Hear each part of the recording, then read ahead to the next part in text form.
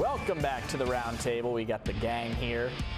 So it's one thing to spit on an opposing player, but it's another to deny it post-game. Well, especially when the video is... It's right. I mean, come on. Video evidence is going to come out. You know, it was turning into the Seinfeld episode of the spitter with Roger McDowell and stuff like that, right? Yeah, I mean, it wasn't that's... No, that's just losing your composure. And you know what that is, too?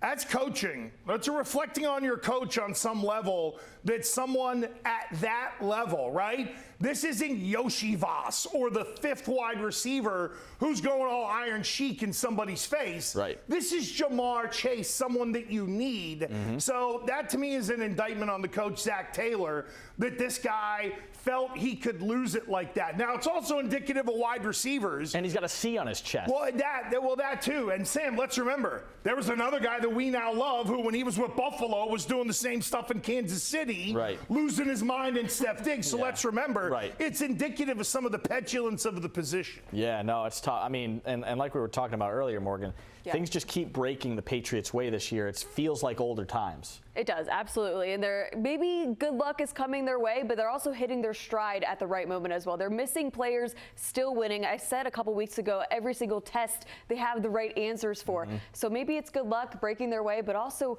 they're showing up. Yeah, they are. And with the opponents, there's no question they're catching advantages, let's call it. But now with Milton Williams out, who's played great this year, and I know people don't watch D linemen unless they're making sacks or running around and making plays, but this guy's been one of the best defensive tackles in the NFL. The reason no one's been able to run on New England is in part because of this guy. So when you lose maybe you lose one of the starting linemen that you can replace. Maybe you can lose a linebacker or a corner along the way.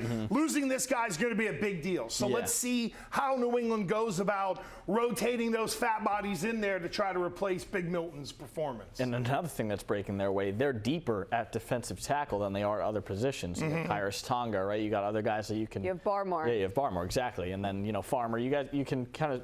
Well, how is Barmore's performance affected by not having a great player beside him? That's another thing we're going to learn, too. I like Kyrus Tonga, I really do. I don't need to see him as a fullback anymore. I need to see him as a big, large-o eating up two defensive linemen so that Spillane can run around and miss a couple of tackles. Sure. What do you think about Travion Henderson's, five touchdowns in 5 days in that stretch? Yes. Do you think we'll see that again? I think so, and he credited his preparation and everything kind of just clicking for him finally. And I think Ramondre, unfortunately, having the injury allowed him to step up and have this moment, and we saw what he could do. Well, we'll see what happens when the backfield gets healthy again. We know it's in him, and we know he's growing as a player, but 5 tuds in 3 games ain't happening again. Not from this guy, I don't think, unless they have one of these games where, they go to Buffalo in the cold and run it 69 times down their throat to where the running backs are really the stars of the game. But I guess the Bengals' run defense, you never know. The Bengals' run defense is awful, awful.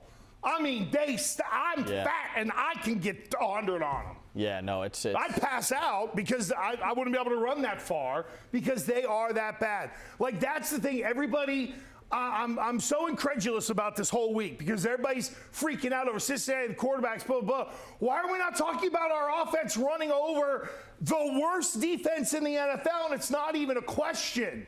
We're so offensive-minded. Get out of our own freaking heads and look at how Drake May's going to put 35 up on this defense today. There we go. Let's go, Greg. They stink. Let's go. They stink. They're like a radio all-star team trying to go out there and play. There you go. Fire it up, Gresh. I love it. Still ahead on New England.